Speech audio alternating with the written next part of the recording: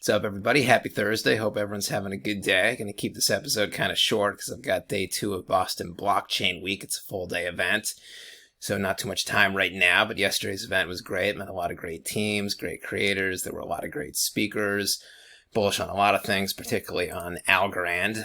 As I had mentioned before, Algorand is the lead sponsor of Boston Blockchain Week, and they are a Boston-based company, and totally not surprised. They are the number 1 top performing coin in the top 100 today, up 15%. This happens a lot with coins that aren't talked about as much as like Ethereum and Bitcoin. When they put on a conference or they have a strong presence at a conference, the coin tends to pump. On one hand, it's just a lot of people are talking, a lot of discussions happen, a lot of activity sparks, and that does kind of increase the excitement and get prices raised. But a lot of times teams just kind of wait to make big announcements, partnership announcements, new hires until the conference because it's a good time because everyone's going to be talking about the coin to begin with. So the main announcement and the reason why they are pumping today is they hired a new CMO. Michelle, if I can pronounce that correctly, Quintagli. She's the CMO. Apparently the market reacted very well to that news. She's got a pretty impressive pedigree, head of communications at Visa and Fidelity, and then head of global media relations and public affairs at Raytheon. So yeah, this is not like a wild card hire. This definitely is a very credentialed person here. And the one sort of, not really criticism, but the one part of Algorand people had been talking about previously that was maybe holding it back from having a stronger price performance was the marketing. Not that it was bad marketing, but some people just thought it was sort of confused marketing. They weren't quite sure which direction to go in, how to frame the coin, cater more towards retail, institutional investors, etc.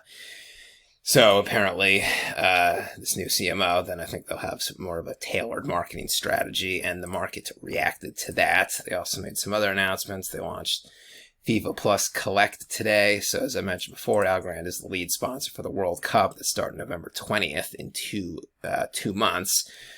And FIFA Collect, this is the official FIFA marketplace, and I guess you can buy a bunch of NFTs and Algorand sort of goods, wallets, whatever. So that launched too. It's good news for them.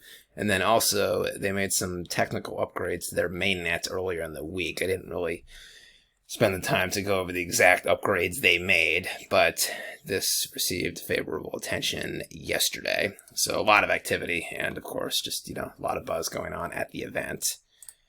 Regarding Algorand, other news, Saucerswap, this is another coin. They're the top DeFi project on Hedera. I covered a few weeks ago. They just launched today on MEXC exchange. So obviously there's not too many altcoins coming out that have a lot of buzz. This is one of them. So bear market altcoins, it's, they always get me excited. Sort of neutral on the day, but yeah, a lot of people are definitely talking about this one. So I might do a video on them at some point.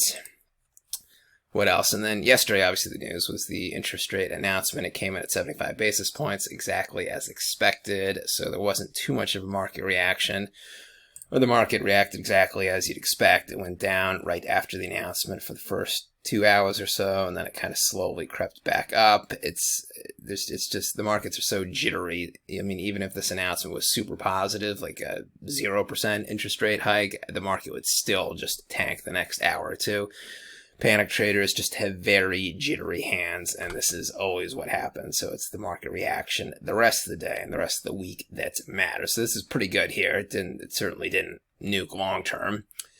Obviously at the conference, one of the big questions I was getting asked was, how long is the bear market going to last? When do you think it's going to be over? I was telling people, I think around 2 months. I'm kind of targeting around November 15th, plus or minus a week or two on each end. A lot of people thought that was overly optimistic. They think much longer.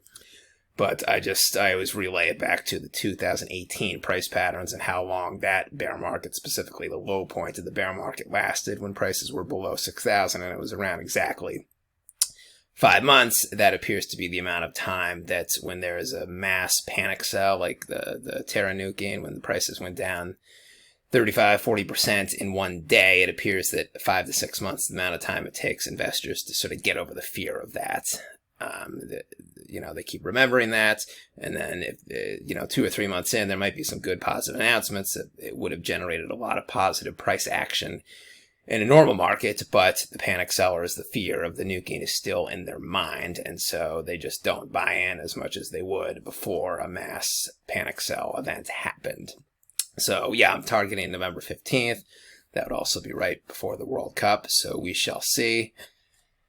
That's it for today. I might be back with a new episode tomorrow. I might be just too exhausted from the event, and then Friday episodes always get the lowest number of views anyway. So if I do have a new episode tomorrow, I'll see you tomorrow. Otherwise, I will have a new episode on Monday. Got a lot of jam-packed videos next week. Got some exciting altcoin deep dives, etc.